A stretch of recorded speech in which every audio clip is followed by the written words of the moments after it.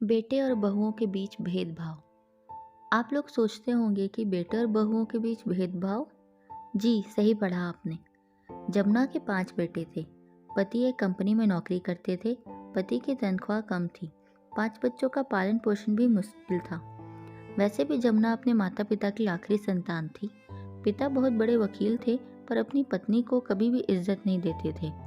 उन्हें इंसान भी नहीं समझते थे। उनका काम बच्चों को पालना, घर संभालना, बस यही था। शिव प्रसाद अपनी पत्नी के साथ जिस तरह का व्यवहार करते थे, वैसे ही बहुओं के साथ भी करते थे। लड़के उनके इस व्यवहार के लिए कुछ नहीं कहते थे।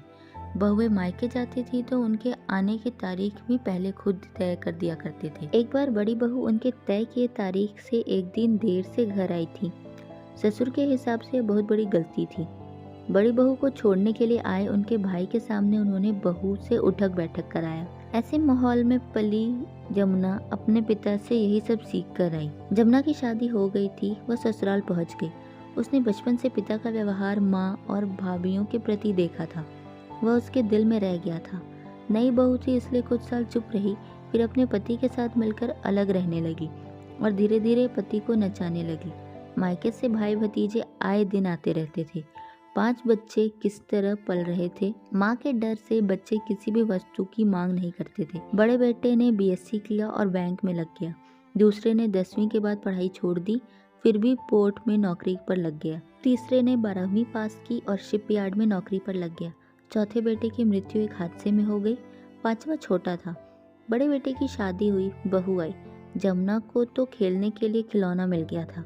जैसे तब तक सारे लड़के जमुना की मदद करते थे, बहू के आने के बाद उन्होंने किसी को भी काम करने नहीं दिया। दूसरी तीसरी बहुएं भी आ गई। उन्हें घर का काम, बाहर का काम, जैसे राशन पानी लाना, गेहूं पिसवाना, कुएं से पानी भरना, कपड़े धोना। ब्राह्मण परिवारों के नाज नखरे अलग, सारे काम करने पड़ते थे और बेटे सिर्फ ऑफिस जाकर आते थे। हर किसी को चाय नाश्ता सब ले जाकर देना पड़ता था।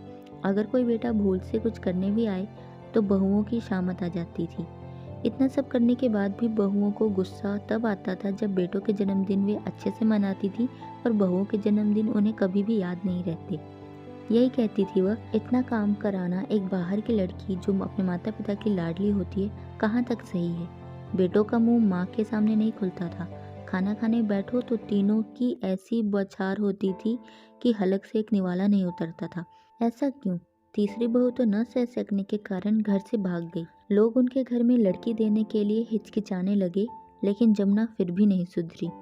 दोस्तों, मुझे एक बात समझ में नहीं आती कि बहू हम अपनी पसंद से लाते हैं तो शादी होते ही उसमें इतनी कमियां कहाँ से दिख जाती हैं, मालूम नहीं। जमुना की अपनी कोई बेटी भी नहीं थी, फिर बेटे और बहुओं के बीच यह भेदभाव क्यों?